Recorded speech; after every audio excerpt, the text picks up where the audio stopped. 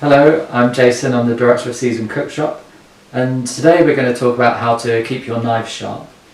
We're going to talk about the three main ways. The first we're going to talk about is the honing steel. It's sometimes called a sharpening steel, but it's technically not designed to sharpen your knives. So when you start off with your knife, a sharp knife will have a very fine point, of course. And over time that will wear down. A honing steel will not restore that back to a fine point. When you have an already sharp knife, the very fine point, if you look down at a microscope, what's called a burr, the very fine tip, as soon as you start cutting, that will bend.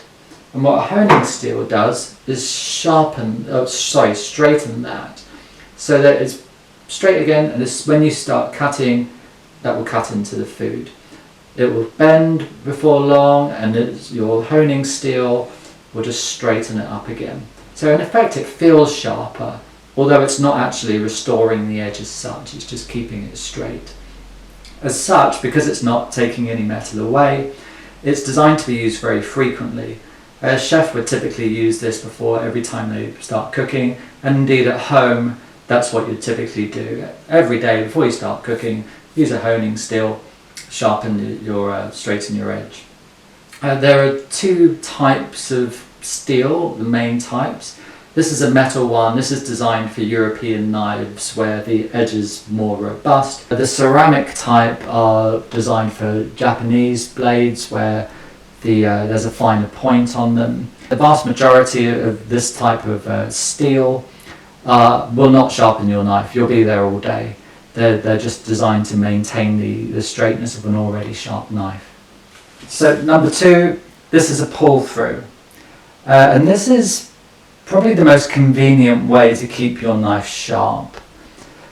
So you put it on the worktop, stick your knife in there, drag it backwards and forwards 5-10 times, and voila, you've got a sharp knife. The best thing about one of these, a pull through, is that the angle's set, so you can't mess up the fine tip of your knife. European knives, 20 degrees, Japanese knives, a finer point, 15 degrees. If you use a pull through, it's going to get it perfect every time, and there are different pull throughs for European and Japanese angle. The other great thing about it is it's very quick. When you start cooking and you go, oh god, my knife's blunt, you grab one of these, literally a minute, 2 minutes, you're back to a sharp knife again. So convenience and speed wise, this is an absolute winner.